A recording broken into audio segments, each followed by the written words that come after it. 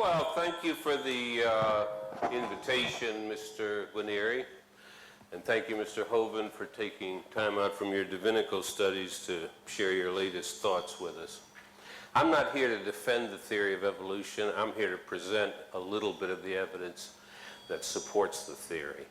It is supported by an overwhelming number of scientists, contrary to what Mr. Guarnieri has already asserted. Now, I'm going to talk on fossils and I'm going to talk on genetics.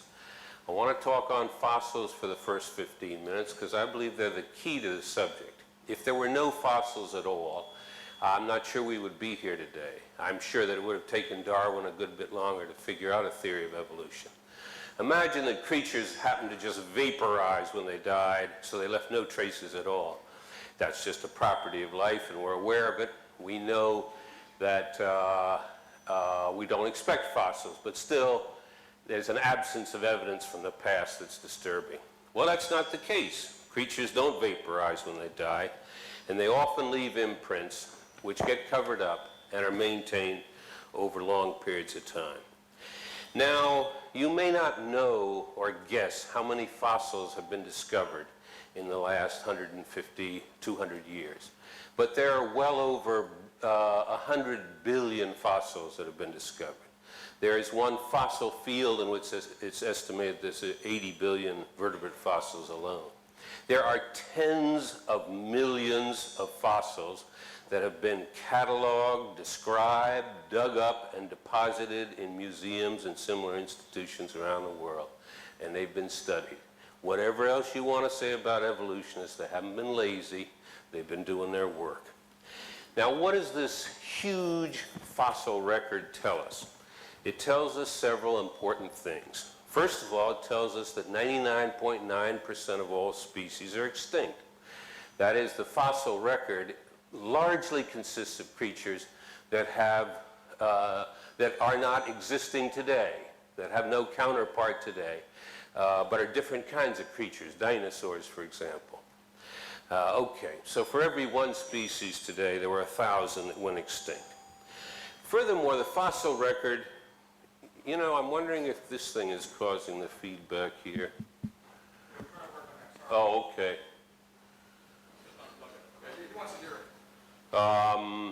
There's a little bit of kind of feedback loop here. Anyway, if you look at the fossils, they're organized vertically, with, as we understand it, the top layers being more recently deposited than the deeper layers, and with some exceptions, of course. The general rule is that simpler, more congruent, and smaller species are located lower down in the fossil record. By congruent, I mean species that fall in between species that you would find today, for example. So you can go back, and I'll tell you about dating in a moment, to about 150 million years ago, and you find that mammals converge on a mammal-like reptile. If you take all land vertebrates, they converge to a fish that resembles a coelacanth, a lobe-finned fish. Now, the third thing that's worth mentioning is this same pattern is found the world over, again with exceptions, but you can line up strata in Australia, you can line up strata in Europe, you can line up strata in North America, and you find similar sets of creatures as you go down similar levels. Now, this pattern alone, with no other argumentation, suggests at once evolution through time, because you expect creatures to begin small, simple, and congruent. You expect higher strata to be more recently deposited. You expect creatures to become more complex over time, to increase in average size over time, and to diverge, which is exactly what the fossil record shows. Now, in addition, we have a completely independent system for timing these fossils. And this is dating that systems that's been developed by geologists based on chemistry and physics. It has to do with the radioactive decay of unstable isotopes. So, for example, carbon-14 is produced, we know, in the outer atmosphere. It is taken up by living creatures, but it decays. However, in the living creature, it reaches a steady state because it's continually taking in new carbon-14, and these steady states are well studied. When it dies, it no longer takes in any calcium-14. The calcium-14 in it just decays, and it decays, so far as we know, at a steady rate. Calcium-14 is only good back to about 50,000 years. It has a half-life of about 5,500 years. Now, at the other extreme, you have potassium argon, which has a half-life of about 1 billion years and is good for timing events from 100,000 years right on back to 1 billion, more than 1 billion. You have dozens of other chemical systems which have intermediate time scales over which they work well, and you have overlap among these systems, and you can look to see whether your dating systems give you congruent results. And they do indeed. It is not true if you use carbon-14 and another method that's also good for 50,000 years that you get divergent results. You get congruent results. So we have some confidence that we're able to date these strata, and we also show through the dating that the assumption that more higher up deposits are more recently deposited show less decay. The system even works for tree rings. There are trees that are 4,000 or 5,000 years old and whose age can be counted by rings, and by which you can check to see whether carbon-14, for example, is working. Now, at the time of Darwin, there was a sufficient fossil record, so that devout Christians who were also serious scientists had to imagine 20 separate creations followed by 19 obliterations, the most recent creation being the one we're living in order to make it consistent with a simple-minded reading of certain sections of the Bible. After a while, it becomes easier to imagine that God lets the world evolve than to put him or her to the work of continually creating and saying, oops, I got that slightly wrong, destroy the whole thing, start over. You'd have to have tens of thousands of separate creations and one less obliteration to fit the data according to this theory. Now along comes this character, and he says, hey, I can solve this. What about the flood? So he imagines that the flood miraculously killed off the earlier creatures. Apparently Noah violated instructions because he discriminated against dinosaurs and other creatures with nostrils, didn't allow them on the ark. And then in one marvelous swirl, somehow deposited these dead creatures in this highly organized pattern we see repeated the world over. Now, this violates expectation if you think about these dead creatures swirling around in this dreadful flood. You'd expect heavier creatures to fall deeper, for example. You don't. The heaviest mammals are right at the top. The dinosaurs are 150 million years old. They're not way down there at the bottom at, say, 500 million. So this view is absurd on its face in just trying to describe the actual evidence we have on the existence of fossils. But matters only get worse if you take this thing seriously, and that's what scientists do, and they do calculations. So they say, okay, you want to believe in this? How hard does it have to rain in 40 days and 40 nights to fill this water up to the point where it can then explain all the fossils? Well, it has to rain about 11 feet an hour. By comparison, 1 inch an hour is a heavy downfall. 1 inch an hour for 24 hours causes hills to give way. But you're talking about a rainfall that's 2 inches a minute.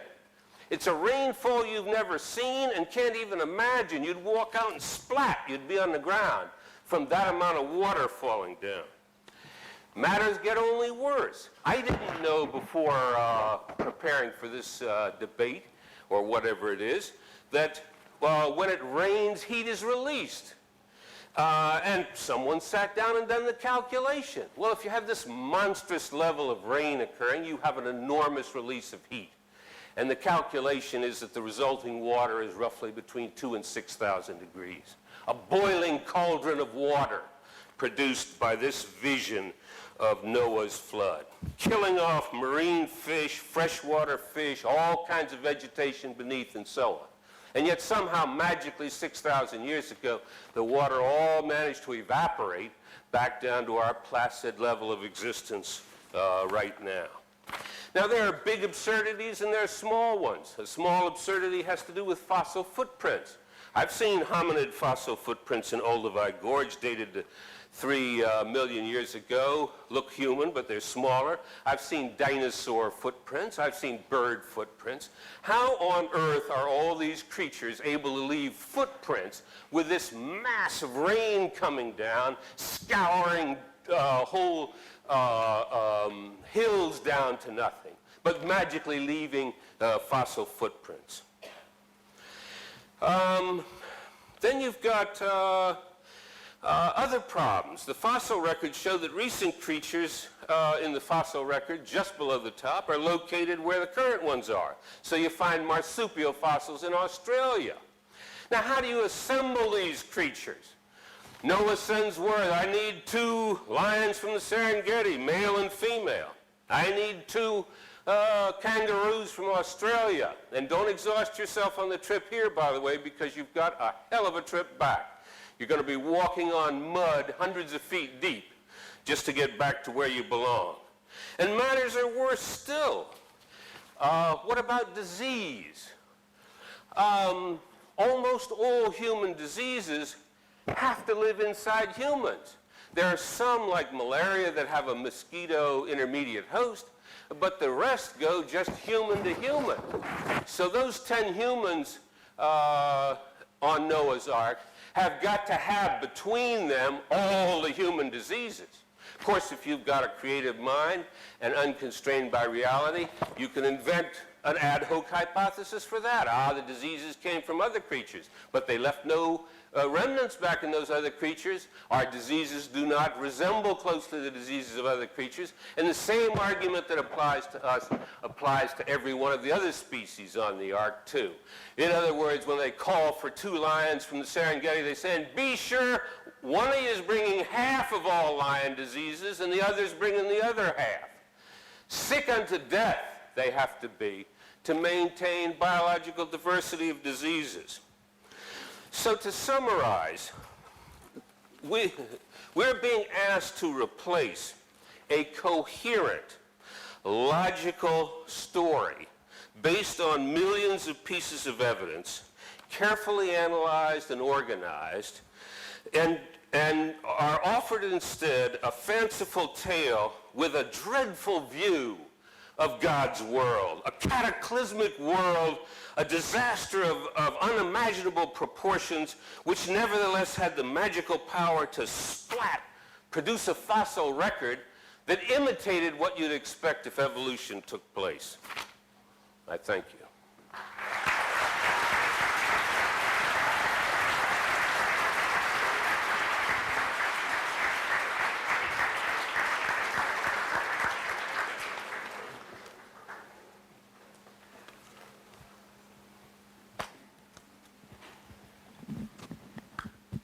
All right. Well, thank you. It is an honor to be here, and I appreciate Dr. Trivers coming. It is extremely difficult to find professors willing to defend the evolution theory. I've been turned down over 3,000 times. This has just had a few debates. I'm just a simple high school science teacher that is sick and tired of the kids being lied to in their textbooks. So we'll cover all the points that he made as time permits here. If I forget what, bring it up during the question-answer session. Okay, let's see. Let me present the creation viewpoint clearly and succinctly. So people say, you guys don't have a model that you offer. Yes, we do. It's very simple. God created everything about 6,000 years ago in 6 literal 24-hour days. This is the only possible way that I can see to explain what are called symbiosis relationships, where thousands of animals require certain plants or certain plants require certain animals. For instance, in the termite's gut, there's a little critter that lives in there that cannot live outside the termite. The termite cannot live without that little critter in there. Which one evolved first? And how did it live for millions of years without the other one? That is only one of literally billions of examples that can be found in nature that are best explained by a simultaneous creation just in a few short days. Then I believe there was a worldwide flood about 4,400 years ago that completely destroyed this planet. I think that's the only logical way to explain the fossils. There's a phenomena that takes place during floods called a cavitation, and another one called liquefaction. We can get into a bit more of that later. If you shake up a jar of dirt with water in, it'll automatically settle into layers for you. And it's interesting, during liquefaction, if you go out to the beach, like I live in Florida, 6 miles from the beach, if you go stand knee-deep in the water, as the waves come by, the high part of the wave is higher and heavier than the low part of the wave. This presses down on the sand, and then when the low part comes by, it relieves the pressure. And if you go underwater with goggles, you can actually see the sand grains hopping up off the bottom. And particles are automatically sorted based upon their density just by the pressure of the waves coming past. During Noah's flood, you'd get a liquefaction problem that would be incredible because you'd have no continents to restrict the tides, and the tides would be probably a 200-foot tidal change during Noah's flood, explaining the sorting of the fossil record. Reptiles are found in a similar layer because reptiles have similar body density. There's a lot of reasons. We'll get into more of that later. So the Bible view teaches that before the flood came, the people lived to be 900 years old. There are thousands of legends from around the world of cultures talking about what they called the Golden Age, when people used to live to be 1,000. I mean, the Greeks talked about it, the Babylonians, the Sumerians, and the Bible certainly says Adam was 930 when he died, and everybody before the flood lived over 900 years. Reptiles never stop growing, and as well as squids and most octopus and stuff like that, they simply never stop growing. So I believe before the flood came, the reptiles grew to be huge, and dinosaurs were big lizards that lived with Adam and Eve in the Garden of Eden. Just giant lizards. And then Noah took them on the ark, probably babies. He was smart enough to figure out, just bring 2 babies. Be sure to get a pink one and a blue one, though. And so that's the Bible view, that dinosaurs were called dragons through most of history, since the word dinosaur wasn't invented till 1841. And people throughout the last 6,000 years have killed nearly all of them. There may be a few stragglers still around. There's certainly been an awful lot of sightings of various creatures, and that's the study of cryptozoology. There's a couple pictures of ones that washed up on the beach in California in 1925 on my website, if you care to go there. So science means knowledge, to know. It is systemized knowledge derived from observation and study. There is no observation that tells us a dog ever came from a non-dog. Now, if you'd like to believe that, that's perfectly fine, but that is not science. Evolution, whatever it is not science. It is a religious worldview that people choose to believe in, and that's perfectly fine. You can believe whatever you want. But I, for one, am sick and tired of them taking our tax dollars to teach this religion in our school system. That's my take on it.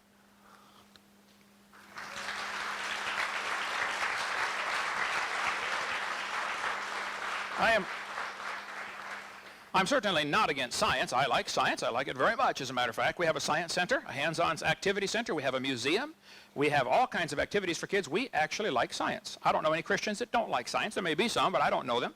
I like science, but I'm sick of the kids getting lied to. Now, Texas has a law that requires the textbooks to be accurate. So does Florida.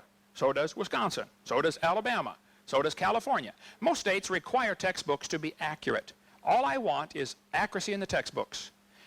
All of the evidence that's used to support the evolution theory has been proven fraudulent, and I'll take any bit of evidence you want. We'll show you which one it is. They use all sorts of about 50 different things. I don't have time in 15 minutes, obviously. But this fellow says evolution is a fact.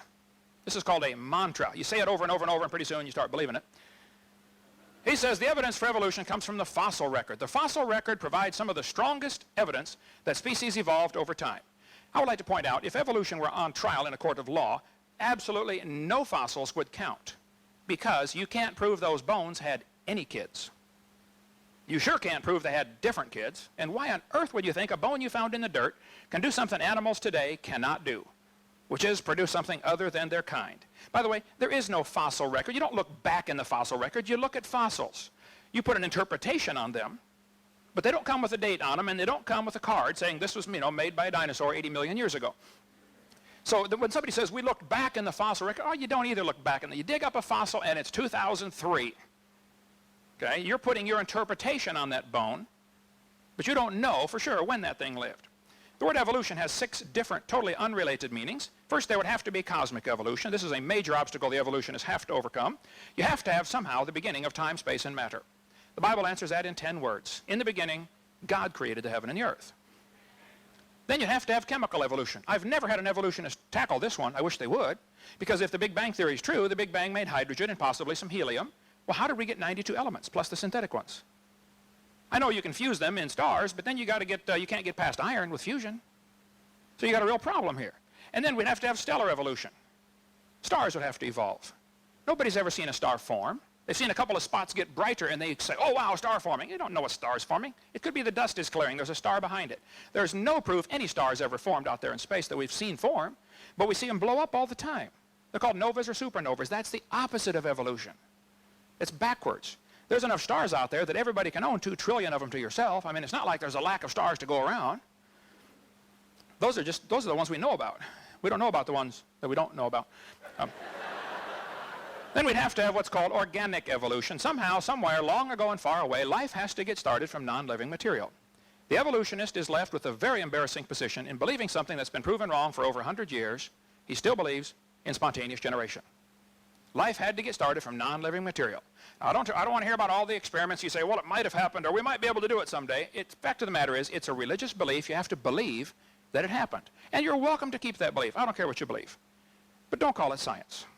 And don't make everybody else learn that junk. You keep it at home or start your own private school and teach evolution to anybody that wants to pay and come learn it. Okay? Then we have what's called macroevolution, whereas the animal changes from one kind to another. Nobody has ever seen a dog produce a non-dog. Never. Science is things we can observe and test and demonstrate. All of human history shows us dogs produce dogs. Period. Microevolution, I think, is a lousy word, and we shouldn't use it, but they do, so I'm going to explain what it means. It actually means just a variation within the kind. Variations certainly happen. Sometimes some real bizarre variations happen, but they're still the same kind. The first 5 meanings of the word are purely religious. What happens, though, students are given one definition of this word evolution, and then they switch the definition on them. It's called bait and switch. According to the Big Bang Theory, 18 to 20 billion years ago, all the matter in the universe was concentrated into one very dense, very hot region that may have been much smaller than a period on this page. Man, that's one crowded dot. For some unknown reason, this region exploded. It's called the Big Bang. They cut down a tree to print that. Where's Al Gore when you need him? That's what I want to know, yeah. This textbook says 4.6 billion years ago, the Earth cooled and formed a rocky crust. Yes, boys and girls, the planet Earth cooled and a rocky surface was created. And then as the Earth formed, the surface was similar to the moon. It was hot and there were large pools of bubbling lava. Oceans formed as it rained on the rocks for millions of years. Yes, millions of years of torrential rains created great oceans. And swirling in the waters of the oceans is a bubbling broth of complex chemicals.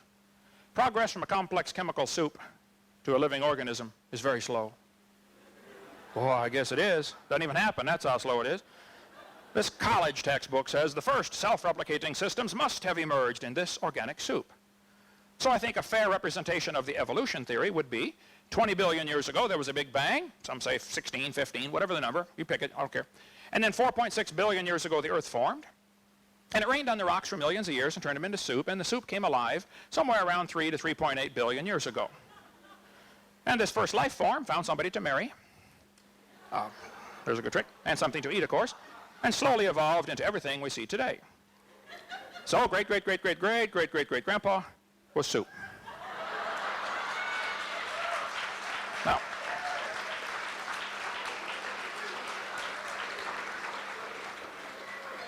I spoke at a college in Boston one time, and they said I can speak to the college if their professors can ask me any questions they want, because they wanted to show the students how dumb the Christians really were. I said I would be honored to come for that. And so I got my charts out and told them what I believe. 6,000 years ago, God made everything. 4,400 years ago, big flood. And then I told them what they believe. 20 billion years ago, Big Bang. 4.6 billion years, Earth cooled down, et cetera, and we all came from soup. One professor said, Hovind, he said, there are 200 to 300 varieties of dogs in the world today. Do you mean to tell me that all those dogs came from 2 dogs on Noah's Ark? You expect me to believe that? I said, sir, would you look at what you're teaching your students? You're teaching your students that all the dogs in the world came from a rock.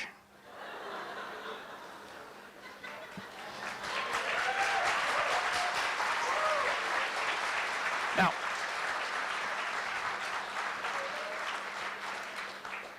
I spoke at one university, and afterwards this lady came up to me, and boy, she was angry. She said, tonight you said we believe we came from a rock. We do not believe that. I said, ma'am, calm down. You're going to blow a gasket here, man. I said, ma'am, do you believe in evolution? She said, yes, I do. I'm a professor here at the university. I said, okay, then where did we come from? She said, we came from a macromolecule. I said, and where did that come from? She said, from the oceans, from the prebiotic soup. I said, and where did that come from? She said, well, it rained on the rocks for millions of years. It was so cool. You could see it was slowly dawning on her I do believe I come from a rock, don't I? Yeah, you certainly do, okay? Anyway, so that's what their theory teaches. 20 billion years ago, Big Bang. Cosmic, chemical, and stellar evolution would have to take place in the first, X number of billion years. And then we'd have to have organic evolution somewhere, somehow, long ago and far away. Life had to start from non-living material. This has been proven wrong for years. Francisco Redi, Louis Pasteur, come on, you guys are in the 14th century if you believe that. And then you'd have to have macroevolution where an animal changes to a different kind of animal. And finally, the only one that is scientific is what we call micro, or simply variations. That one is science. The first 5 are religious. Going just from micro to macro would take a giant leap of faith and logic. Okay? That's a fantasy based upon imagination. You got the other 4 stages too, by the way. This textbook says evolution is change over time. Now watch how they change the definition on the kids. Evolution, in other words, there is no doubt that living things have changed over time. Oh, now they jump down to living things. What happened to the first 4? You're just going to skip them and assume that they're part of science? They really much want to skip them. Then they say, evolution can be defined as a change in species over time. Well, now they're down to what I believe in. I believe species can change, but I believe the changes are limited. See, this is a lie, folks. That's not really what they mean by evolution. They want to suck the kids into believing in evolution by showing them an example of a little variation and then say, see, that proves the whole theory. Oh, it does not. It doesn't prove a thing. It proves dogs produce dogs, sometimes big, sometimes little, but dogs.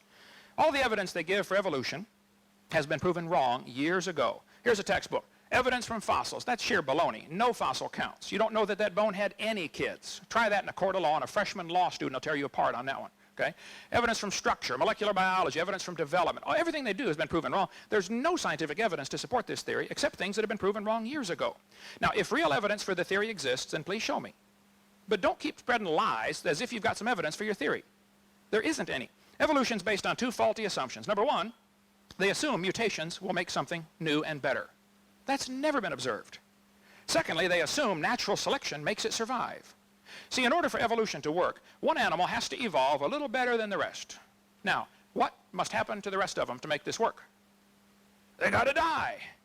Evolution's a religion of death, not a religion of life. According to evolution, death brought man into the world.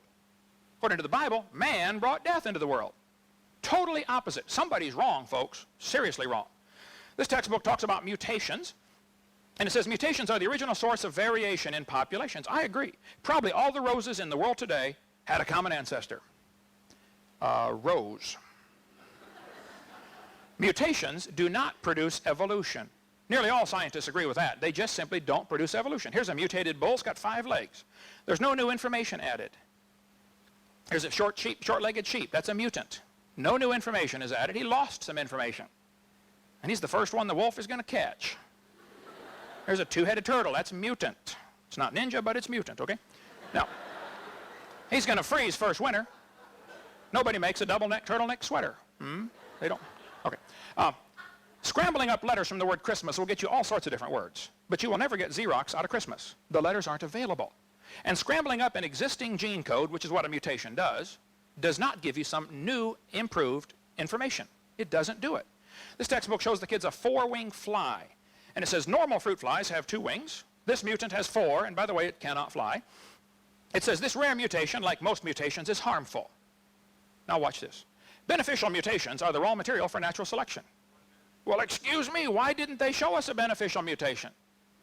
Why did they show us a bad one and tell us about the good ones? Show me a good one. There's never been one. One professor said, oh, there's a good mutation. People in Africa that get sickle cell anemia cannot get malaria.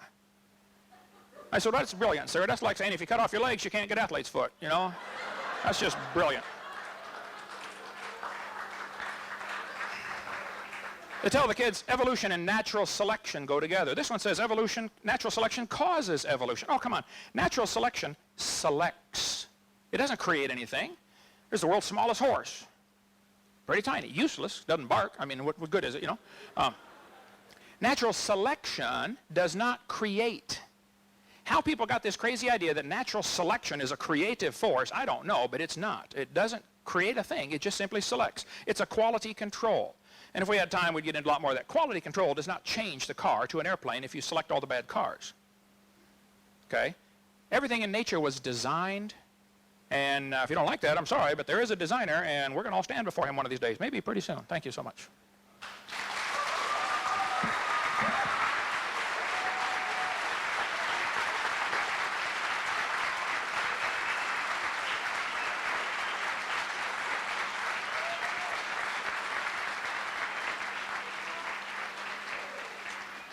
Dr. Trivers comes, we're going to be circulating a clipboard. If we have your contact information, we send you more information about upcoming events. That's the whole purpose of it. So that'll be coming around, okay? So let's start that around, guys.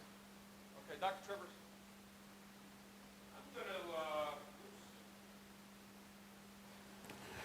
Before I turn to genetics, I want to make a few comments on what we've just heard here and the level of honesty of the person making these comments. Because this is someone who feels free to call other people liars and to use the word lie about a whole set of people and a whole set of activities. Yet he has some vulnerability on exactly that subject. Let's just deal with trivia first of all. Symbiosis requires simultaneous creation. That's nonsense.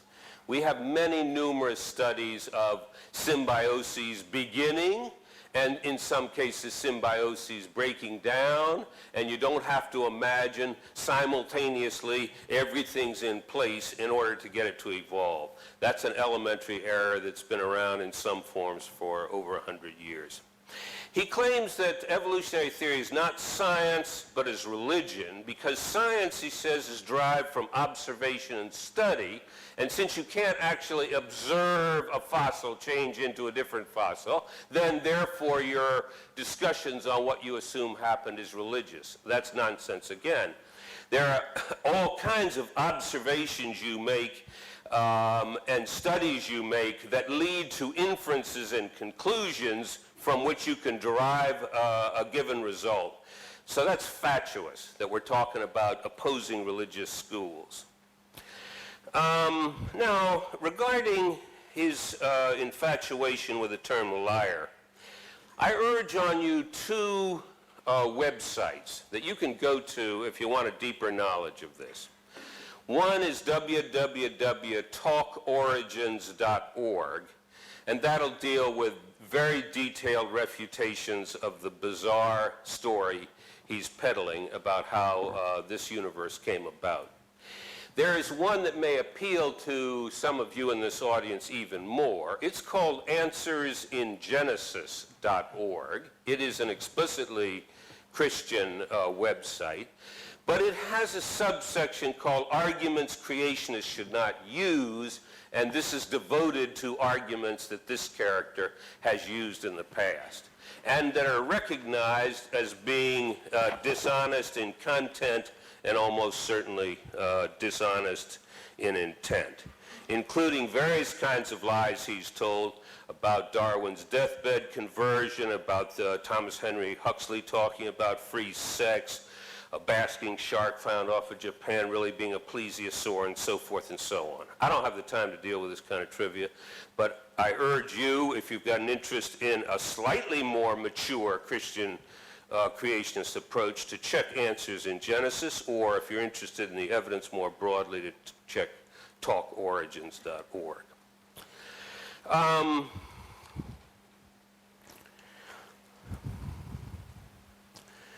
All evidence has been proven fraudulent. Everything has been disproven. Nonsense. This is spontaneous generation, he claims. Again, nonsense. Spontaneous generation was a notion that you could get a frog appearing out of nowhere. Mutations never make things better. Now, that's a lie. We have many examples of mutations that are beneficial, including, for that matter, the mutation that in heterozygous form, that's where you have one of them and you don't have the other, provides you with protection from malaria.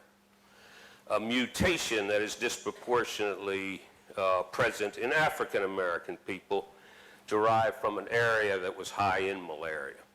And then he repeats an old canard: natural selection does not create, it only destroys, it only selects.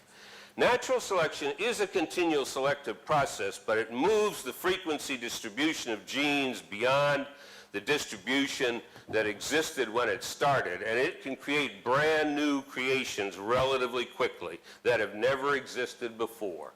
It's elementary. Now let me go back to talking about genetics for a second, because this is a second kind of another kind of problem you get into when you just invent something out of whole cloth and imagine that it's going to fly. If you've got an ark full of 2 of each kind and only maybe 10 human beings, we know for sure they're going to have to practice inbreeding for a number of generations.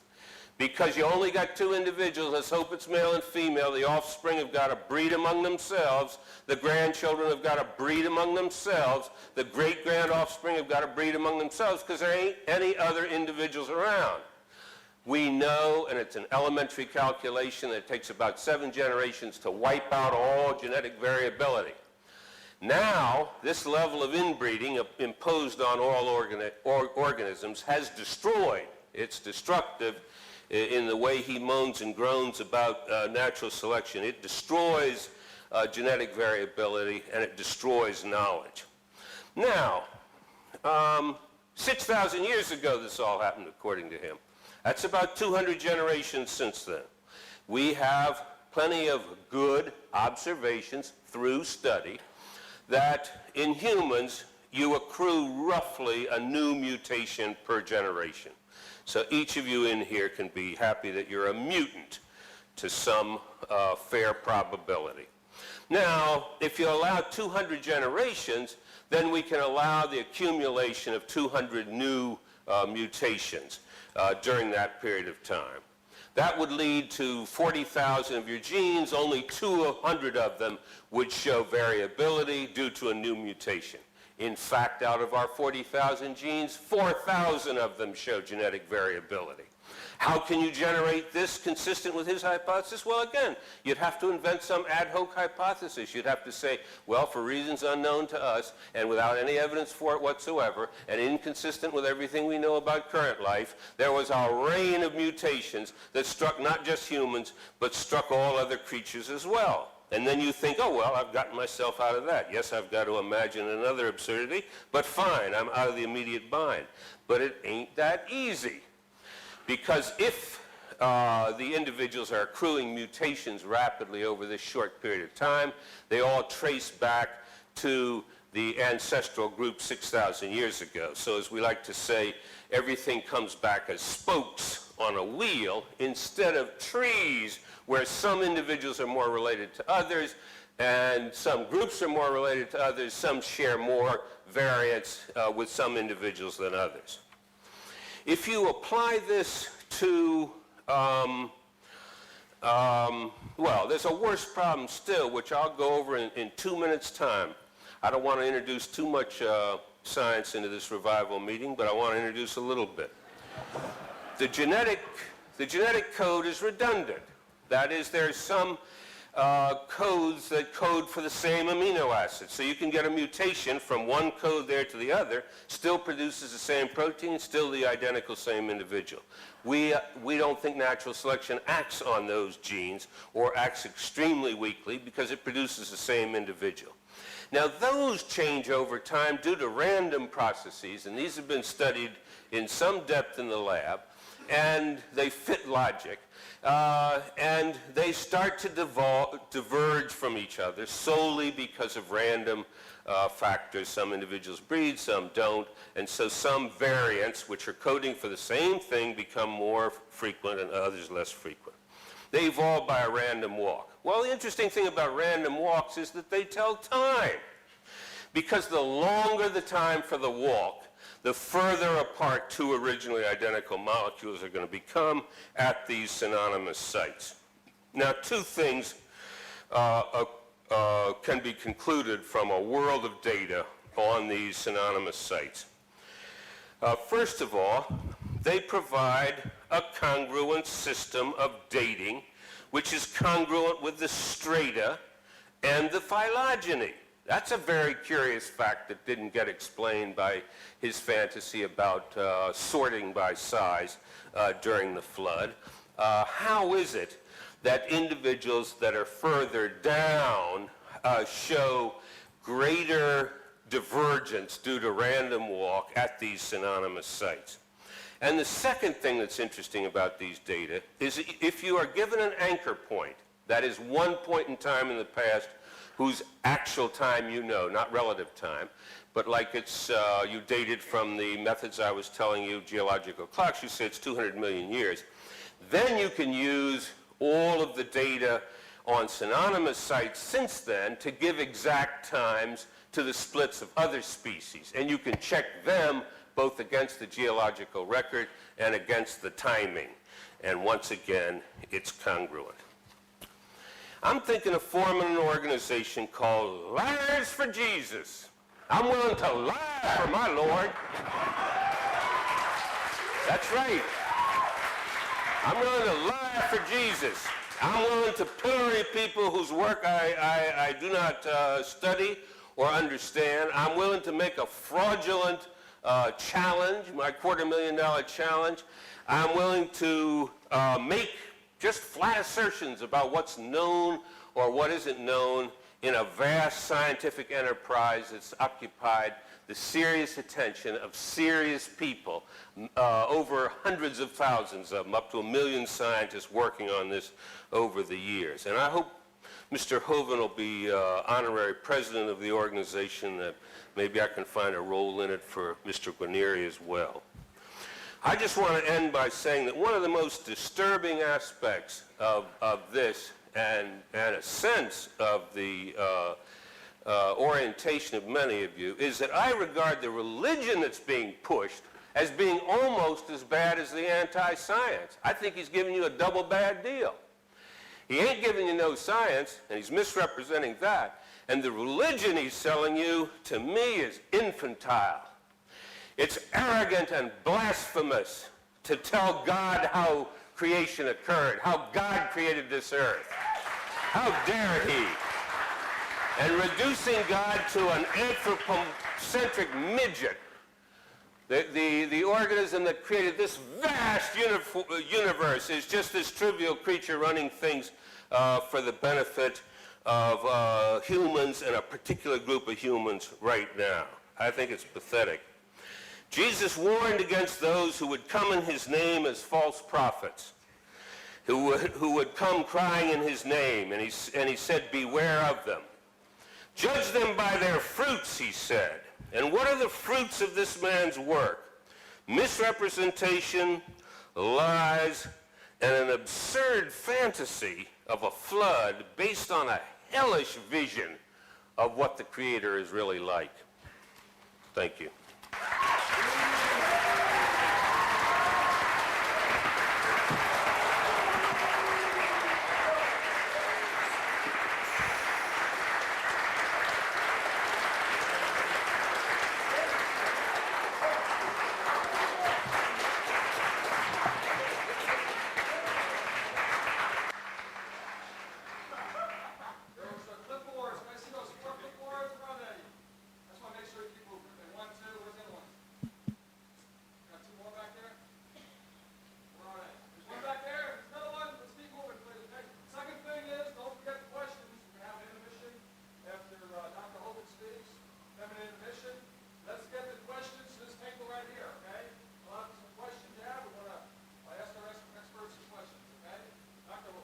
All right, thank you, sir.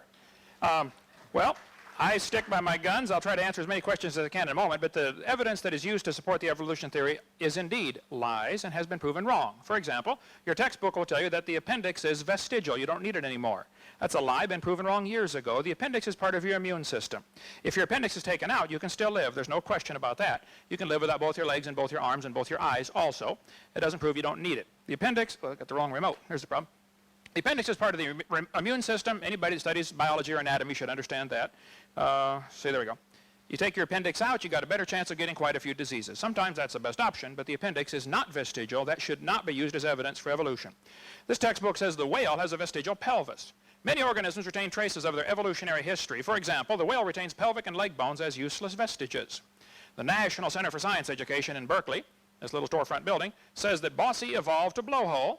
This is how whales evolved, according to the National Center, whose whole purpose is to keep creation out of schools, to defend the teaching of evolution against sectarian attack. This was started by Andrew Carnegie with a grant because he loved the evolution theory and gave a bunch of money to support the evolution theory in schools.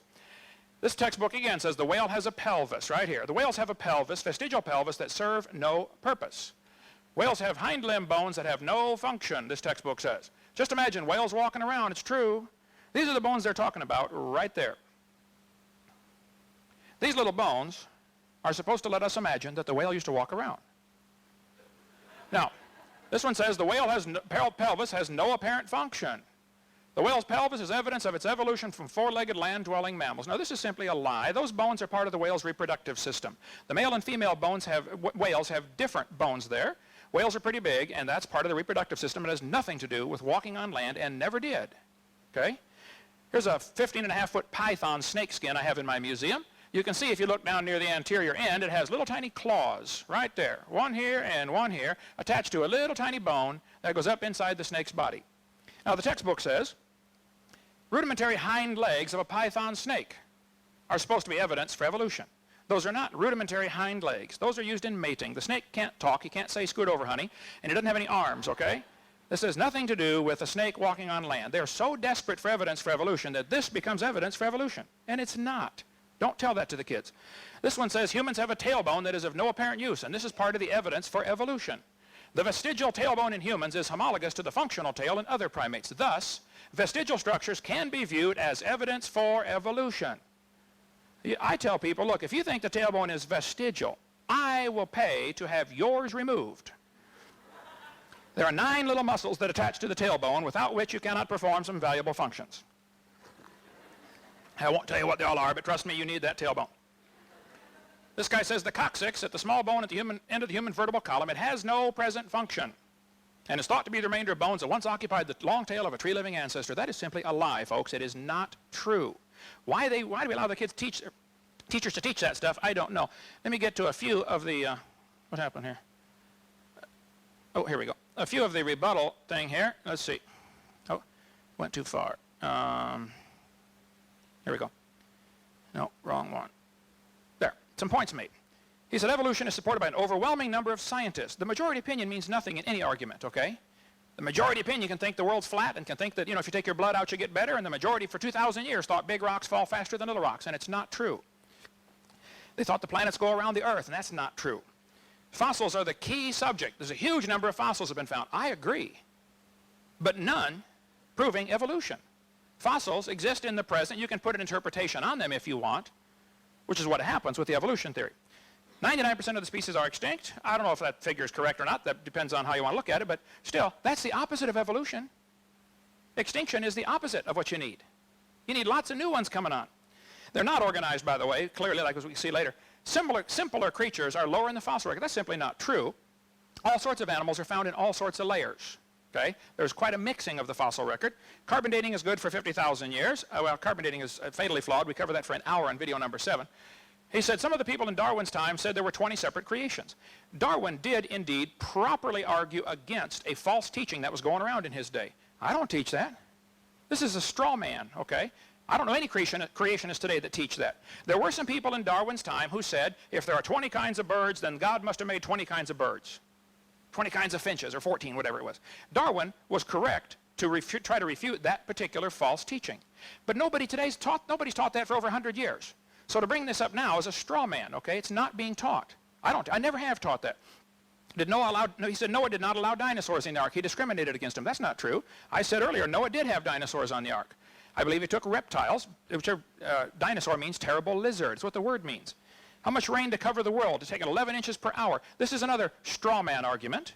He's assuming that all the water comes from rain, number one. The Bible doesn't say that. It says the fountains of the deep broke open. Most of the water came from inside the earth. Secondly, you don't have to cover Mount Everest. Mount Everest wasn't there. The Bible says in Psalm 104, after the flood, the mountains arose, the valley sank down, and the water rushed off. I don't know how much rain there was, but it didn't have to get it. You set up a whole straw man and say, well, take 11 inches per hour, and that will produce X number of thousand calories and all that kind of stuff, the 2 to 6,000 degrees, and it would cook everything. This is setting up a straw man and attacking it. I don't know anybody that says that, and in the creationist viewpoint, most of the water came from inside when the fountains of the deep broke open, and that's why we have all the fault lines today. The earth is busted up into plates. He said he's looked at fossil footprints that are 3.5 million years old. They're like ours, but they're smaller. Well, if you find footprints that are like ours, what should you conclude? A human walked there, maybe. A lot of people studied those footprints in Laetoli and said, well, if we didn't know they were so old, we'd think a human walked here. One professor studied it. He studied 70 people that go barefoot all their life in some village out in Africa someplace. They never wear shoes, ever. And he said their footprints that they make are exactly like the ones in Laetoli. Okay, well, you found some footprints fossilized in the ash. They're assuming they're 3.5 million years old. That's baloney. They're not 3.5 million years old. Nothing is. He said marsupial creatures are found in Australia. I agree. Marsupials tend to be less aggressive. I've been to Australia. You can walk up to the koalas and they'll, pick them up and they're cuddly to some extent. I think after the flood was over, when the animals got off the ark, the less aggressive ones would continually be driven to the fringe by the more aggressive ones. And then as the water slowly came up, as the ice caps melted, I believe the ice caps probably lasted 200 years after the flood. If there was ice caps clear down to Kansas City, Missouri, the oceans would be lower by a few hundred feet. And now you can actually walk any place in the world. There are underwater land bridges everywhere. Between Australia and Vietnam, the water's 50 or 60 feet deep. Between Russia and Alaska, the water's 60 feet deep. The English Channel, the deepest point in the English Channel is 150 feet from here to that back wall. I mean, it's not like we look at the ocean and say, wow, it's deep, it's blue, it must be deep. No, there's a lot of real shallow parts. So I think by just having larger ice caps during the flood and after the flood, there would be lower ocean levels connecting all the continents. The kangaroos had probably a couple of hundred years to walk or migrate to Australia, and it just happened as the ice was melting back and the water's rising, they ended up trapped. That's a much more logical explanation than to say kangaroos came from a rock 4.6 billion years ago. He said he wants to replace a coherent, logical story. Evolution is not coherent nor logical. There's no evidence for it whatsoever. Based on millions of pieces of evidence, I would like to see the best evidence anybody has. Just show me the best one anybody knows of for evolution. Bring that up during Q&A, please. Level of honesty. Yes, I think if somebody uses information that's been proven wrong years ago, they're liars.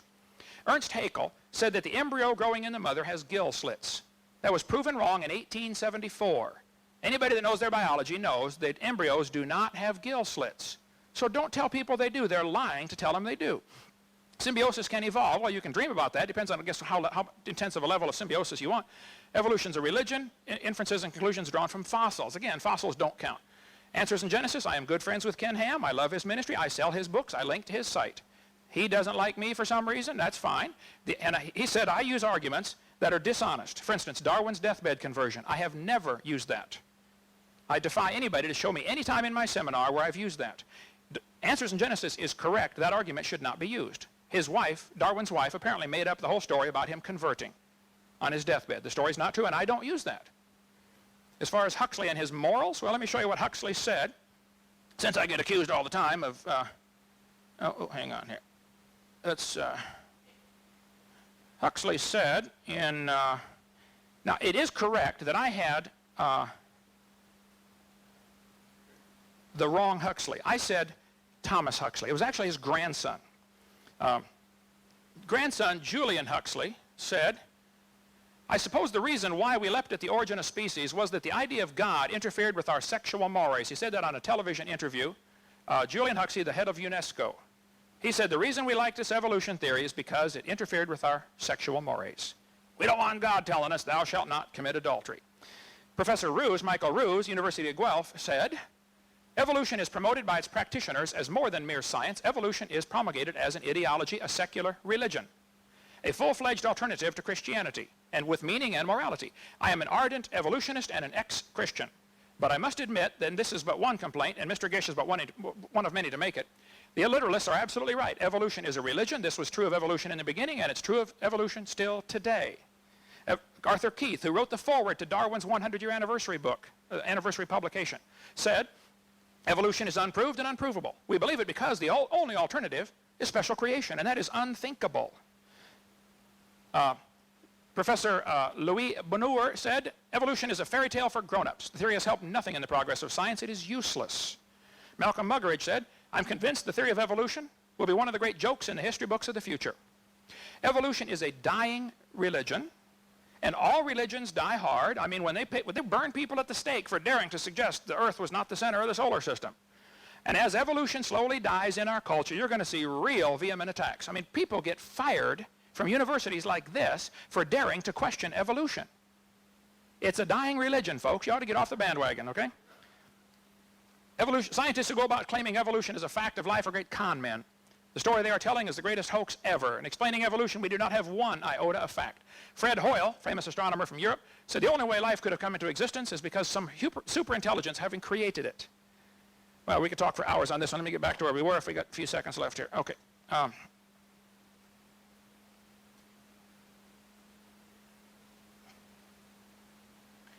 Let's see. And get to where we were.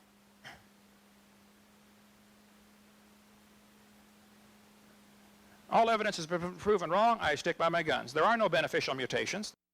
But it looks to me like he wants it both ways here. He wants to say 7 generations of inbreeding will wipe out the variability, and then he turns it around and says there's not enough time to get all these variations we have. I think he's arguing out of both sides of his mouth there. I cover, let's see, I did not get into some levels of some other examples of lies in the textbooks that are used to support the evolution theory. How much time? Textbooks tell the kids that the horse evolved from a 4-toed horse, okay? This biology book admits this included much repeated gradual evolution of the modern horse has not held up to close examination. 50 years ago, G.G. Simpson, a very famous brand name evolutionist, said the evolution of the horse family was unintentionally falsified. It's been proven for 50 years the horse story that's in your textbooks is not true, but they're still teaching it. Simpson said the uniform continuous transformation of the horse series basically never happen in nature.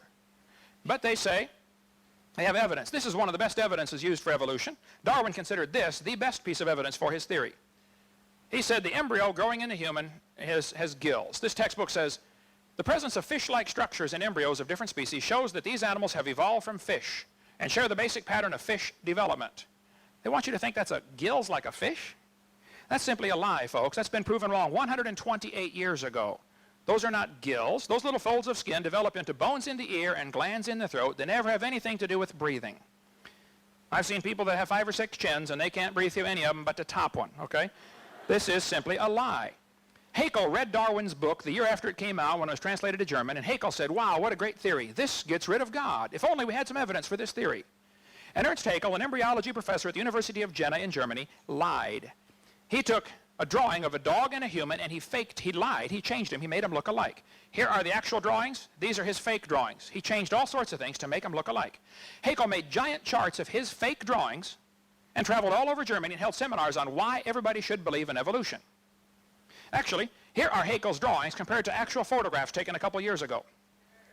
He lied. My point is, this is still being used in textbooks today as evidence for evolution. I care. I think some other people care too. Get the lies out of our books.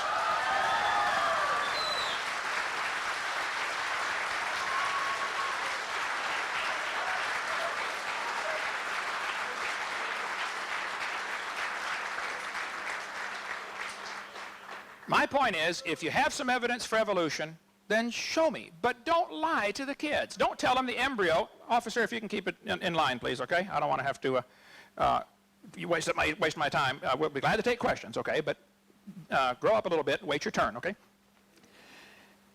This is simply a lie, but it's used in textbooks all over the world. It was proven wrong in 1874.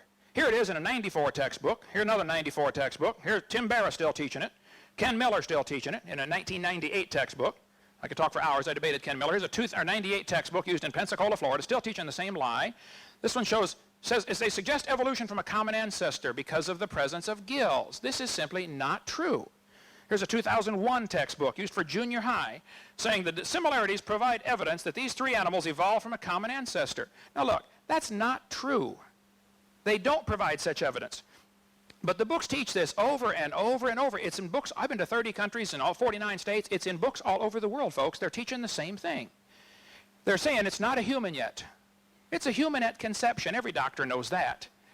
They teach it doesn't have gill slits. This is baloney. So if you have evidence for evolution, show me, but don't lie to these kids. Come on. We can go for hours and hours on lies in the textbooks. All I want is very simple. Get the lies out of the books. Then the books will be fine. There's a lot of good science in the books. We're not against science. But we're against supporting a lousy theory with false ideas, that's all. Let's just teach the truth. Teach science to the kids, and I think you'll find evolution will have to slowly slip through the cracks, and that's what they're really worried about. Thank you so much.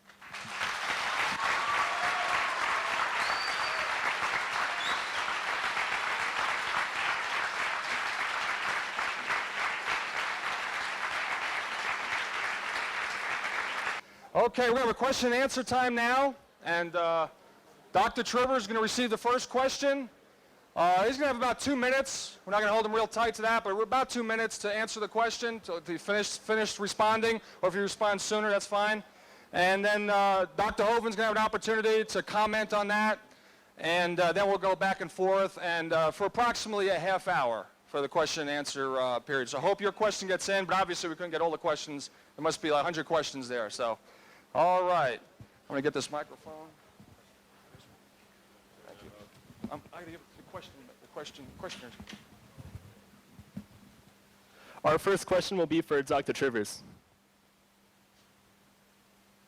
Dr. Trivers? How would you explain fossilized clams on top of Mount Everest?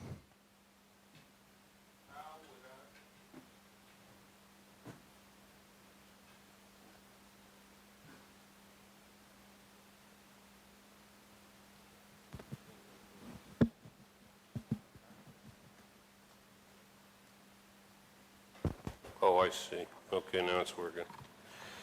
Question is, how would I explain fossilized plants on Mount Everest? And assuming there are fossilized plants on Mount Everest, I wouldn't have any great difficulty. What's that? What did I say? Fossilized clams. What did I say? Huh? Plants. Yeah, what did I say?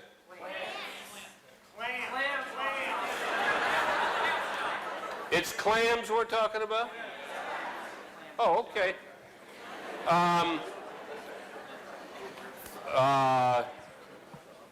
So that we're all on the same page, the question has to do with fossilized clams, not plants on Mount Everest. And I say, assuming that such exist, then I'd have to understand the geological history of the mountain.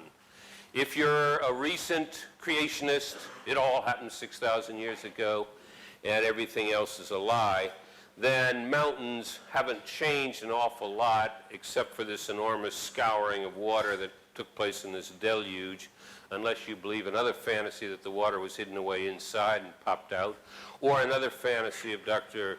Hovind's that it all came in a meteor with water until it was shown that that would be vaporized. It's well known that mountains rise through the tectonic forces that are generated by tectonic plates. So I'll just switch it. I don't know Mount Everest, never been there, but I have spent a lot of time in Jamaica, and it is well known that the mountain in Jamaica, which is 7,600 feet, came up from the ocean. On my own property that's about 2,000 feet up, not on a mountainside, you can find limestone, which of course is being generated by living creatures in coral reefs. And within the limestone, you can find clams and other kinds of marine creatures, and in some cases you can find ones that don't exist now. In fact, if you study the whole structure of the area I live in, you see repeated areas of limestone, just as you would expect if the earth was rising. And as it first comes above the water, you've got these coral reefs forming, and then as it continues to rise, those coral reefs are above water, they dry out and become limestone. Thank you. Dr. Hovind? Okay, here's a public school textbook saying climbers reaching the top of Mount Everest plant their victory flags over the remains of animals that once lived in the sea. It's a simple fact that the top 3,000 feet of Mount Everest is indeed full of sedimentary rock loaded with seashells. Here's an article from the paper last year, 2 years ago. Paleontologist, whatever his name is here, rests on a giant fossil oyster found in Peru. More than 500 giant fossil oysters were found 2 miles above sea level, some of which are 11.5 feet wide and 661 pounds. Well, interesting. These oysters are in the closed position. Petrified clams in the closed position are found all over the world, including the top Mount Everest. Now, when a clam dies, it opens. You can walk along the beach and find 1 billion seashells. You hardly ever find a matched pair, and you don't find them closed if they're dead. They open, the muscle relaxes, it's just a natural response. So I think the best explanation of petrified clams, and sometimes they're found up to 10 feet thick, solid petrified clams, jammed in there, closed and petrified. To me, it's not a problem. The flood would have underwater, what are called turbidity currents, mudslides underwater, move incredibly fast. There was one turbidity current that cut the transatlantic cable years ago. They said it had to move 70 miles an hour underwater, the mud flow. I think during the flood in the days of Noah, you would get incredible turbidity currents that would bury beds of clams, and when they wake up dead, they can't open. And so they end up getting petrified. And then the Bible says in Psalm 104, the mountains arose, the valleys sank down, and the petrified clams on top of Mount Everest are absolutely no problem for my worldview. Okay, thank you. Next question. Next question is for Ken Hovind, Dr. Ken Hovind. Please explain the assumptions in carbon-14 dating. I have about, so, who knows, 5,000 or 6,000 or 7,000 slides in my presentation. So it would really help if you ask the questions in the same order that I have the same in the answers, you know. Carbon dating is based on quite a few obvious assumptions. I'll give you a quick analogy. I covered this for an hour on video number 7 if you want to get the good detail. If I asked you to fill a barrel with water, but I had drilled holes in the barrel, while you're filling it, it's leaking. At some point, you're going to reach a stage called equilibrium. You can't fill it past that point unless you speed up the intake or cut down the outgo. The atmosphere is receiving carbon-14. It's actually being manufactured by radiation striking nitrogen, and it's turning it into carbon-14, which is a radioactive isotope, unstable, lasts 5,730 years, according to most scientists. Well, at some point, the Earth's atmosphere would have to reach equilibrium. If you just created a brand new planet Earth, stuck it out there, poof, got it spinning around the sun. Willard Libby did quite a bit of study on this. He invented carbon dating. And they said it would take about 30,000 years for the atmosphere to reach equilibrium. In other words, it's being created and being destroyed simultaneously.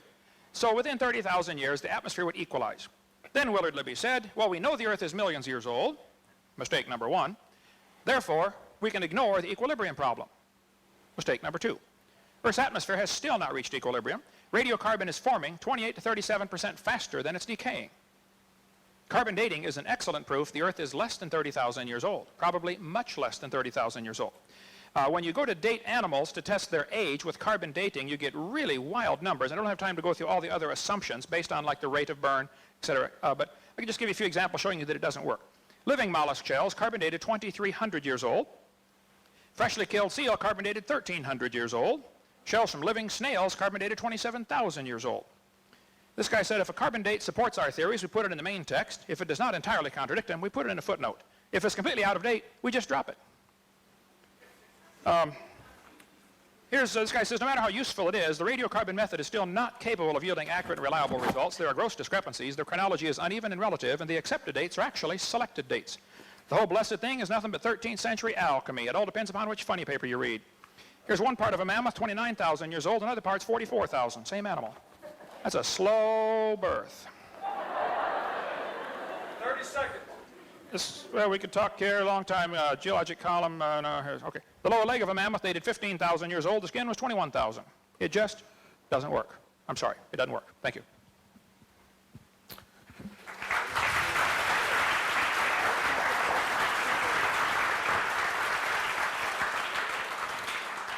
Dr. Trivers. Yes, I'll just simply urge you who are interested in the latest set of lies from A Liar for Jesus, go to www.talkorigins.org, and that'll give you references also to the literature that he's very selectively and in some cases grossly inaccurately referring to. I don't have any more to say about that.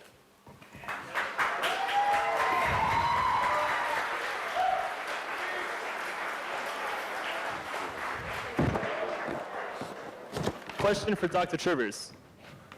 As a scientist myself, I would like to hear evolution's explanation for trees that stick vertically up through many sedimentary layers that evolution says were deposited over millions of years. I don't know the phenomenon you're referring to. Fossilized. Oh, my Lord.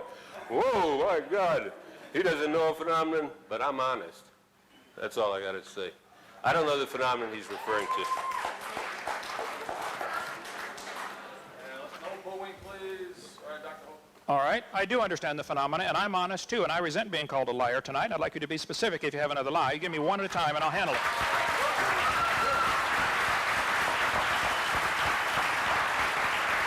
You're a liar when you say no one has found a single beneficial mutation. You're a liar when you're Dr. saying that Rivers? someone with a beneficial mutation has to mate with someone else with a beneficial mutation. That's a specific example. That's 2 examples. We will get back to that if time permits. I would like to teach beneficial mutation. The textbooks will teach the kids that the layers of strata are different ages. This is taught uniformly all over the world, that the layers are different ages. And yet all over the world, in Germany, France, British Isles, Nova Scotia, California, and several eastern states, petrified trees are found in the vertical position running through multiple rock layers. Yellowstone has 27 consecutive layers of these trees at Specimen Ridge. Standing trees in the petrified trees in the standing position running through multiple rock layers is proof positive the layers are not millions of years different in age. In central Alabama, there's a large coal field right there. You can talk to Dr. McDonald, who's a geologist who works there in that coal field, and he will show you dozens of petrified trees that were found standing up, running through multiple rock layers. The kids have been taught for years that the Blue Creek and the Mary Lee Formation are different ages, and yet when you put all the fossils together, you get sample A, B, C, D, E, F, G, you can prove positively those layers formed quickly. Petrified trees 30 feet tall found in Cookeville, Tennessee, standing up. Joggins, Nova Scotia is famous for its petrified trees in the vertical position. They're called polystrata fossils. Why students are taught, why people are allowed to teach that each of those rock strata are a different age, I don't know, but they are not. It is not common sense. Sometimes the trees are upside down running through many rock layers. Well, They are not, the rock layers are not different ages, but the whole theory of evolution rests on the assumption that the geologic column is accurate. And that was proven, that was developed by Charles Lyell and others back in the 1830s, way before there ever was a carbon dating, potassium argon dating, or rubidium strontium dating, or any other thing else. Okay? Okay, next.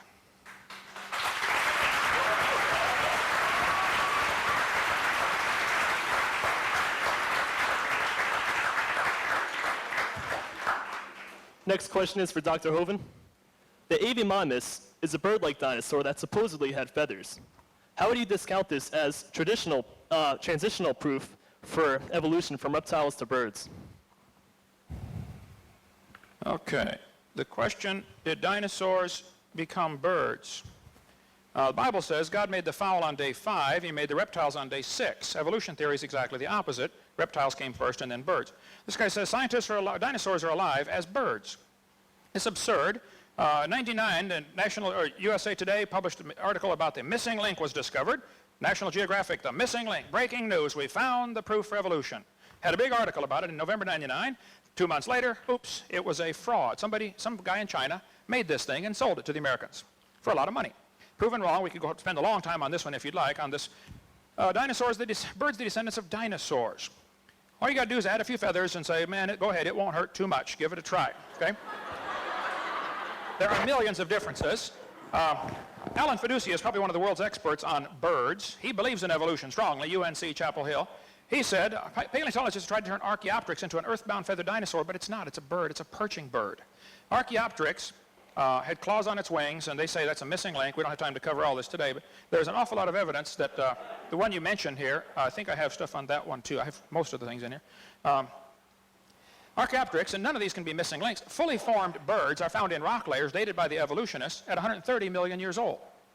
How could they evolve from dinosaurs? Dinosaurs lived and died, according to their theory, 65 million years ago. Here's 140 million year old birds found, much older than Archaeopteryx.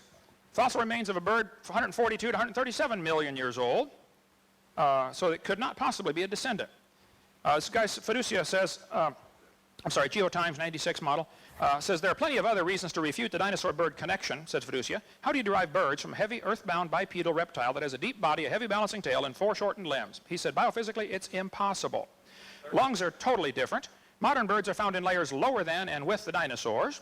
Scales and feathers attach differently to the body. They come from different genes on the chromosomes. Birds have a 4-chambered heart. Most reptiles have 3. Birds lay a calcium-covered egg. Reptiles lay generally a leather egg.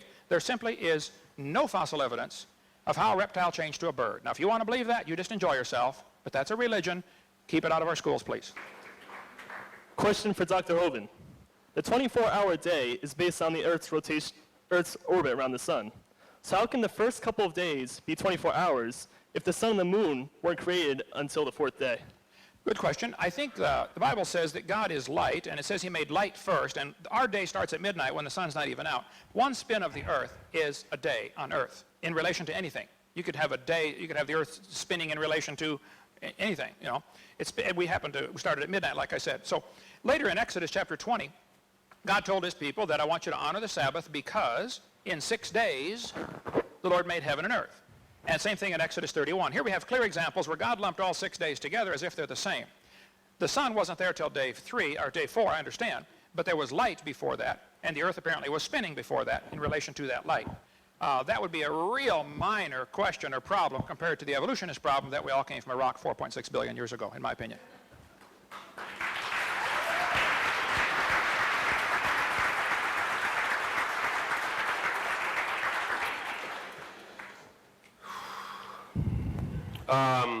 I'll say two things. The answer to that question is too trivial to go into. It's a good question. We measure a day a certain way. Days didn't appear in that form till 4 days into this story. The story is a metaphor. It's not a, hey, they were really 24 hours and you can take it to the bank. If that kind of argumentation satisfies you that, oh, well, there was light and somehow the earth was spinning even before it was created to spin, fine. I don't have anything to say about it. I just want to go back one step. I do not believe that Mr. Hovind knows what a mutation is, because he's now shifted his criterion. Now a mutation is something that suddenly in one jump takes you from this species to a brand new species. That's why he's got to have individuals with 2 mutations matching, because that's the only way Mr. Hovind can imagine 2 new species arriving. Just like everything has to happen in an instant in creation, just like the whole paleontological record has to be wrought in a few months of this horrendous flood he's describing, so his only image, his blinkered image of how you can get a new species from another species is a single event in a single generation. I mean, there are a whole bunch of biology courses which I'm happy to know your children will be taking that'll explain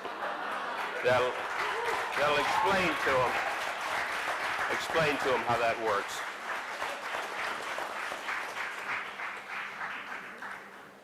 Dr. Hovind? I think that was my response to him.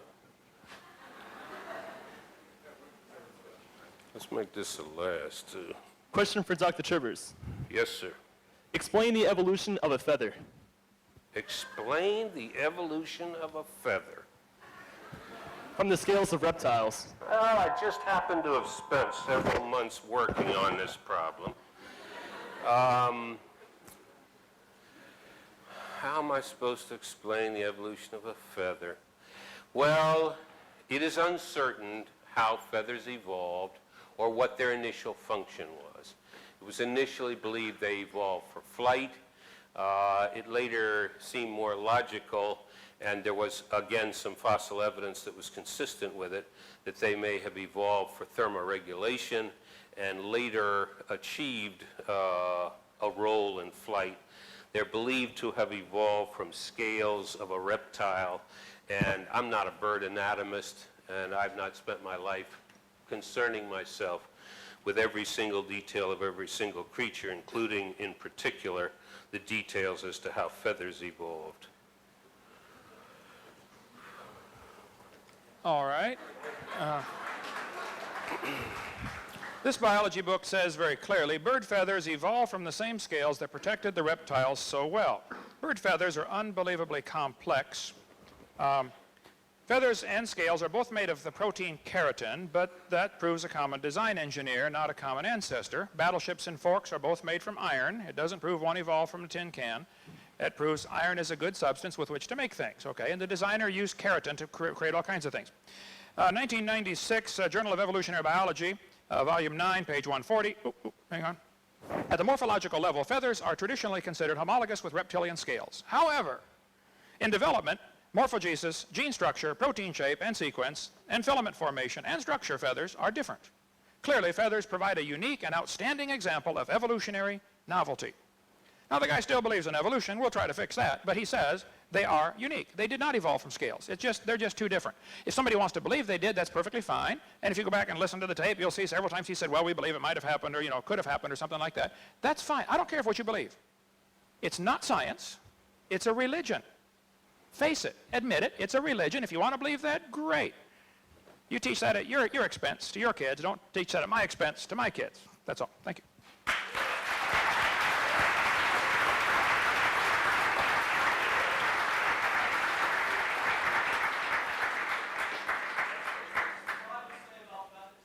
His turn over here. This will be our last question for Dr. Hovind.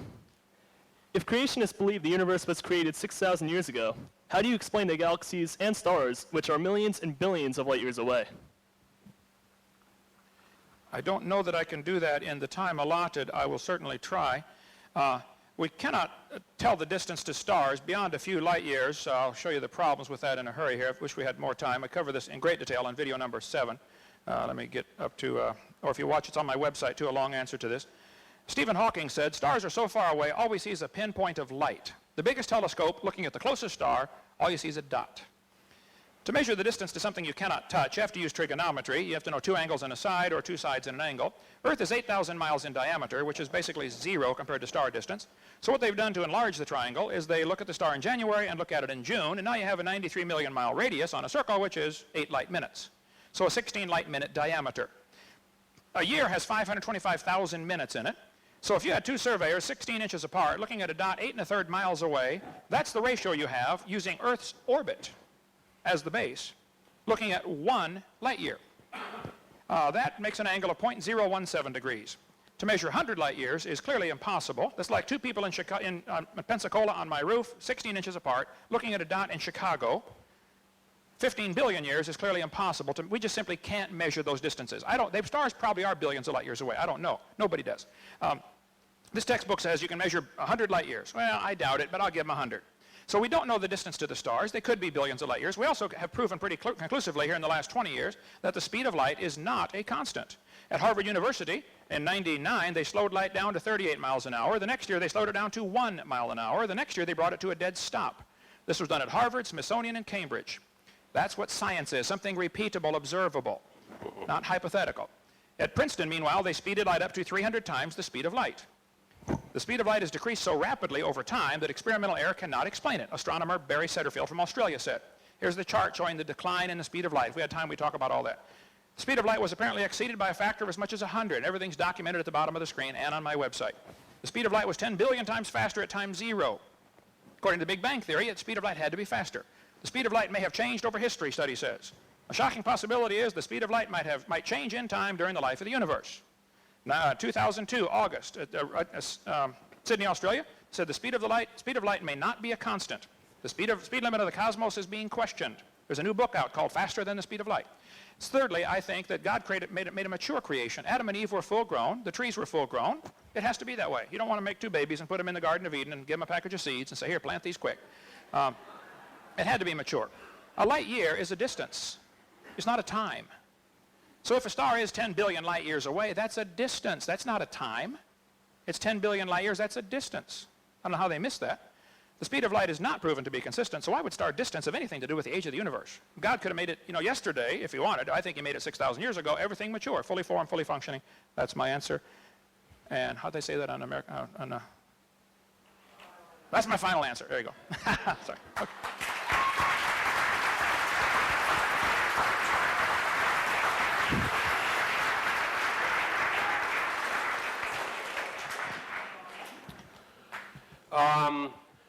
There is no doubt that the speed of light may have changed over cosmological time, and it would be very difficult for us with our present understanding, as I understand it, and I'm strictly an outsider on physics and cosmology, to prove or disprove whether the speed of light has changed over long periods of time.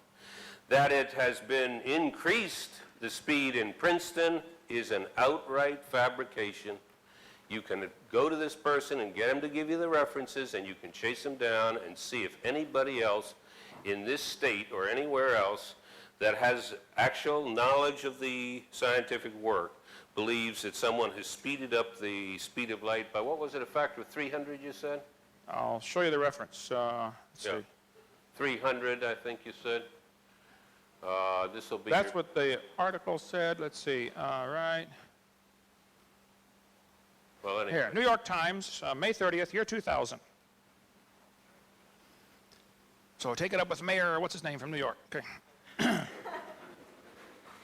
This is the article just as it appeared on June 4th of the year 2000. Okay, well, I suggest you Dr. Lee go, Jong Wang. yeah, find a scientific journal and see if the conclusion is as described in there. You know, I had one thought before I came over here, and this is the end of the question period, so this will be my last thought. I figured this man probably uses a computer.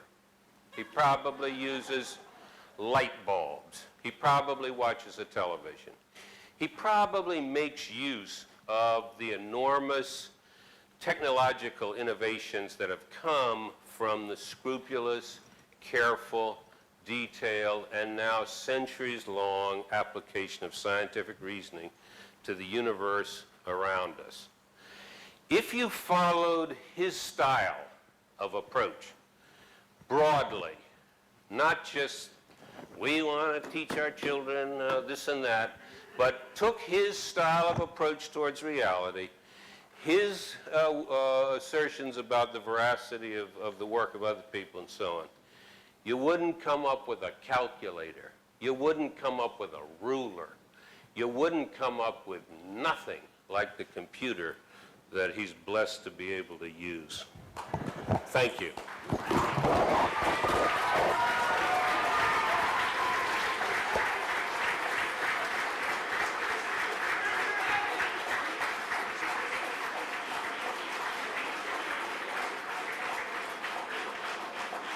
Dr. Trivers had an opportunity for some closing comments. Dr. Hovind, some closing comments, please. I certainly enjoy science. I have nothing against science, but the idea that we wouldn't have computers if it weren't for evolution is simply ludicrous. Evolution has...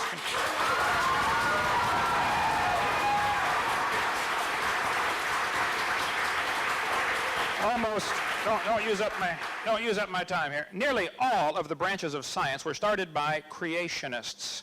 It's the evolutionists that came along and like a leech began to suck the blood out of a valuable science over the last 20 years. Nearly all branches of science were started by creationists, not by evolutionists. I defy you to find me one scientific advancement because of the theory of evolution. The evolution theory is useless. It's not only useless, it's dangerous. We teach the kids they're an animal and then wonder, why do they act like an animal? Well, duh. All these are names of scientists who were believers in creation. So don't tell me that we wouldn't have a computer if it hadn't been for evolution. The guy who invented, like Maxwell, for instance, or Lord Kelvin, and all these guys were the shoulders that the giants were standing on, the people were standing on the shoulders of giants. These are the giants they were standing on to create a computer. Somebody had to develop the transistor and had to develop the circuitry and printed circuitry, and these guys were creationists. These guys were believers in the Bible. They thought God created the world, and it's man's duty to try to see how God did it and why he did it. I love science, and it's a useless theory. It doesn't help us get a computer or go to the moon. There's no value to it whatsoever. And I resent the implication that all scientists believe in evolution, because they don't. The guy who invented the MRI is a creationist like me. There are thousands of scientists who are creationists. Many are indeed afraid of losing their job, because there's a real prejudice against those who don't believe, who don't bow down to the sacred cow. I'm sorry, here, let me find the right one here. I can give you some examples here very quickly, since these are closing comments here, about some scientists who were wrong in past. Here, many examples of that. Dr. Robert Gentry did incredible research on the disposal of radioactive wastes at Oak Ridge Laboratories in Knoxville, Tennessee. He was one of the world's experts on granites. He published in all the major magazines saying, look, the granites have these little tiny halos in them, radiopolonium halos, indicating this rock was never hot.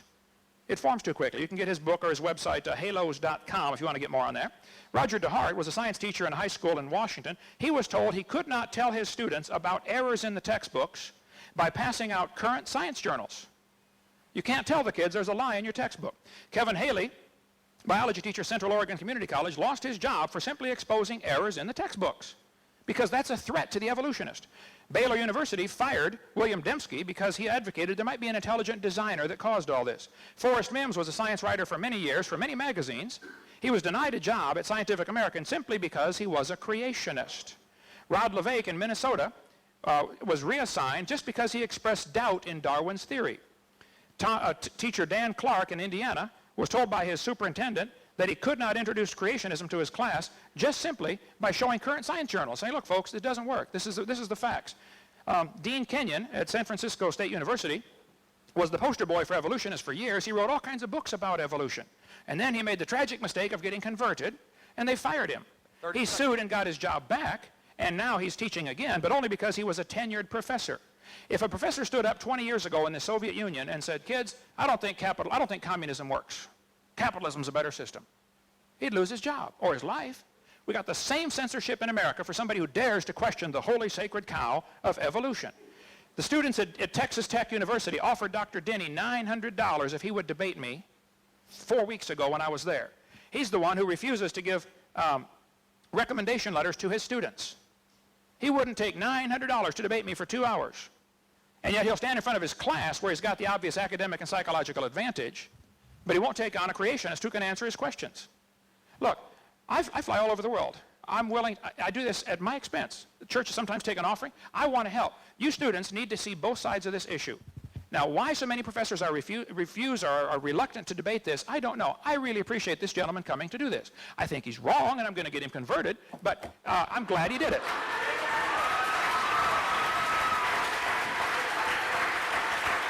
So, I would say, these are my closing comments, I'm sorry.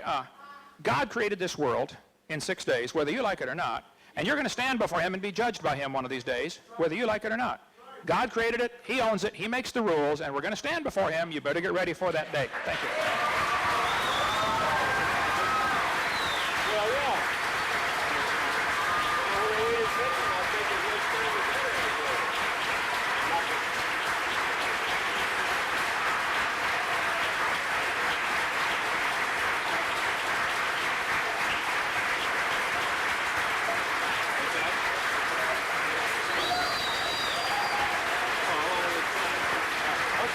Okay. All right. We gave Dr. Hovind a few extra minutes, and we'd like to do the same for Dr. Trivers.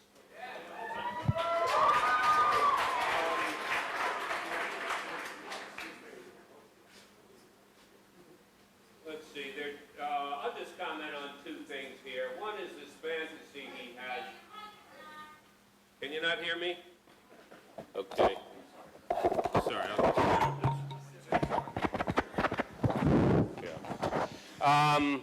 I'm just going to make two comments on what he said, and then make a third comment maybe. One is this fantasy he has that there are a huge number of scientists out there who are scared to come out of the closet and admit they're creationists because they're going to lose their jobs. One of the best protected institutions in this country is tenure, which says that after you've taught for 6 or 8 years and you're accepted for tenure at a university, it's extremely hard to be kicked out of the university. There's only one tenured Rutgers professor who's been detenured, and that was for practicing slavery, all right? Not for espousing creationist thoughts. So forget that fantasy.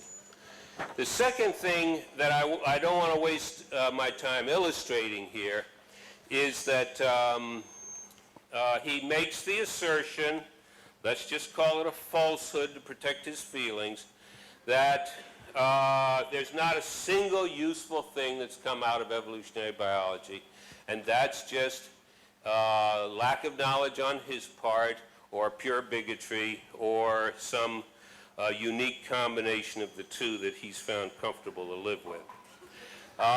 When you are treated for a disease in a hospital, when you are given antibiotics, indeed when you are told to take them for 10 days for reasons he's given, when biological control agents are used to control pests of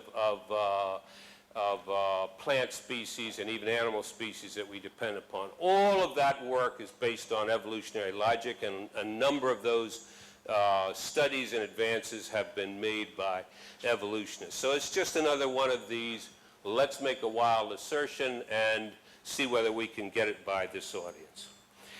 The final thing I'll say is that I've noticed a, let us call it, disappointing level of emotional and intellectual development in some parts of the audience, in which it seems that all you need to do to get straight on whether this universe evolved or did not is to cry for the name of Jesus and to amen, brother, amen, and go back and read the Bible as if every single word was printed in stone, and bypass, yes. But even here, there's biblical scholarship that this kind of organism is not going to give you. And I'll just give you one example from Ecclesiastes. Remember now thy Creator in the days of thy youth, when thy strength waneth not, and you say, I shall have no use for them. Why them? Where's them in there? Well, the original word was not creator. The original word was temple prostitute. And the statement was, remember now thy temple prostitute, because that was the way you gave tithes. That was one of the ways you gave tithes in church back then. When your strength waneth not, and you have not, and when you do not say, I have no use for them, for the temple prostitutes. So if you want to take a kind of infantile approach towards Scripture, where you're not even willing to consider problems of translation and real meaning, well... That's one verse, you know. Yeah. Okay.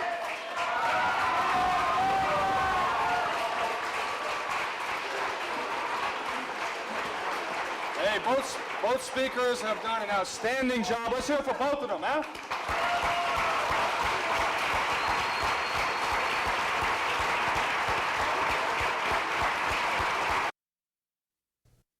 We hope you've enjoyed watching this debate on the topic of creation evolution.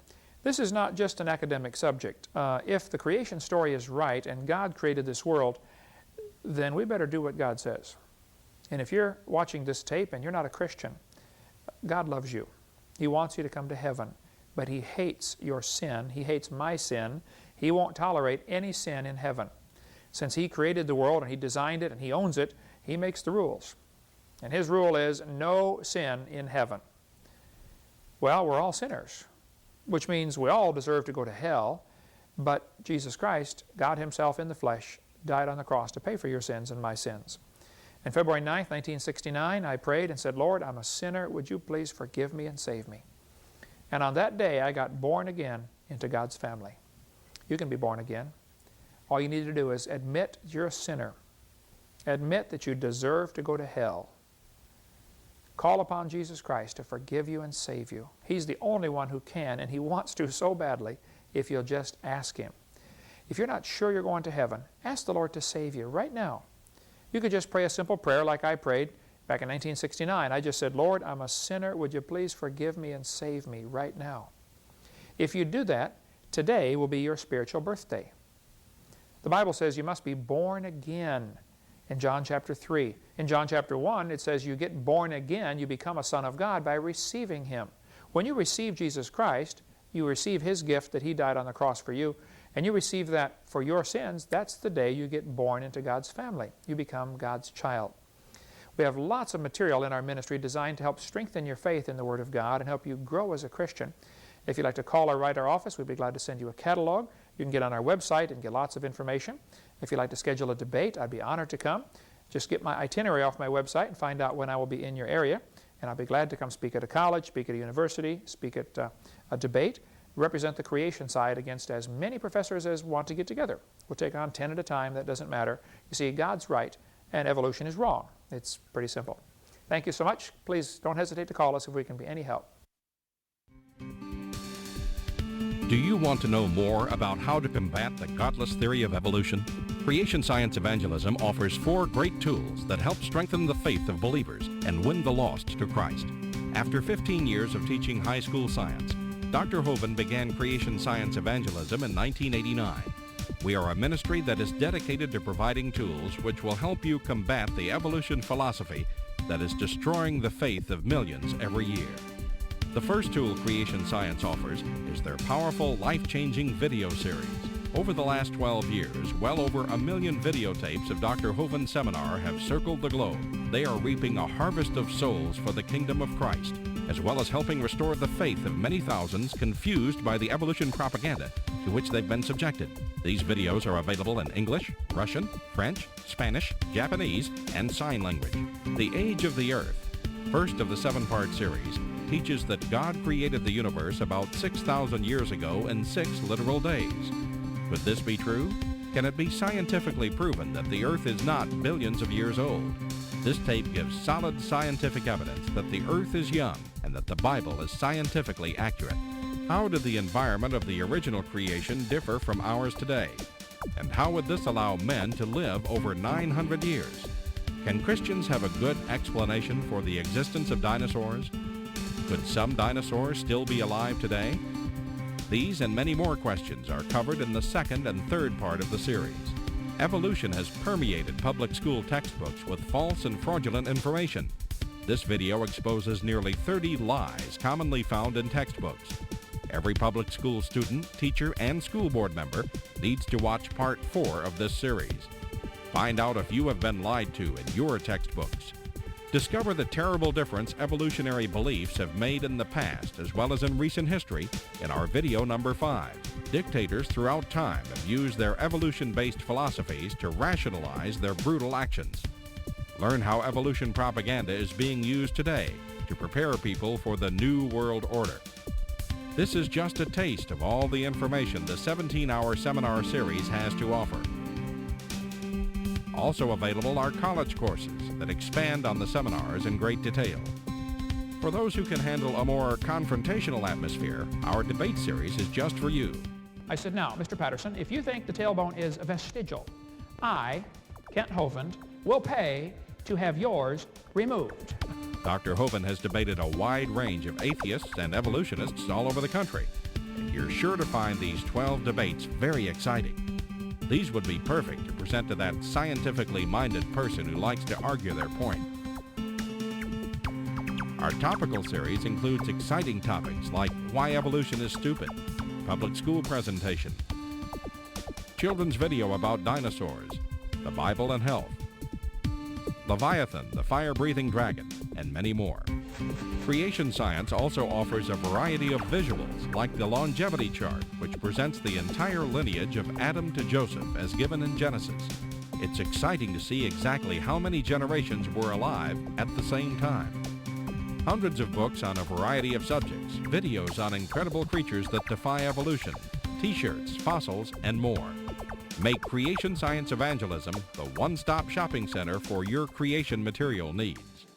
Our 2 websites, www.drdino.com and www.dinosauradventureland.com, provide our second tool for evangelism. drdino.com is packed with lots of information, from charts and graphs to articles and frequently asked questions. This is also where you will find more information on all of the products CSE has to offer. Dinosauradventureland.com is great for the kids. They can play lots of fun games and see unusual rides and activities located at Dinosaur Adventureland in Pensacola, Florida. Thousands visit our sites regularly to gain insight into God's creation. The third tool available to you is the live seminars conducted by Dr. Hovind and his son Eric. Since 1989, Dr. Hovind has held seminars and debates in hundreds of churches, schools, and universities in 49 states and 30 foreign countries. His fast-paced, illustrated seminars cover diverse topics, such as evidence for a young Earth, how long Adam lived, dinosaurs living with man, where races came from, radiometric dating, and much more. Our fourth tool is the new, exciting Dinosaur Adventureland. Many thousands have come from all across America to visit our museum, creation bookstore, science center, and theme park, where God gets the glory for science. Our unusual swings, rides, and activities each have a science lesson as well as a spiritual lesson. Captivate everyone from age 4 to 94.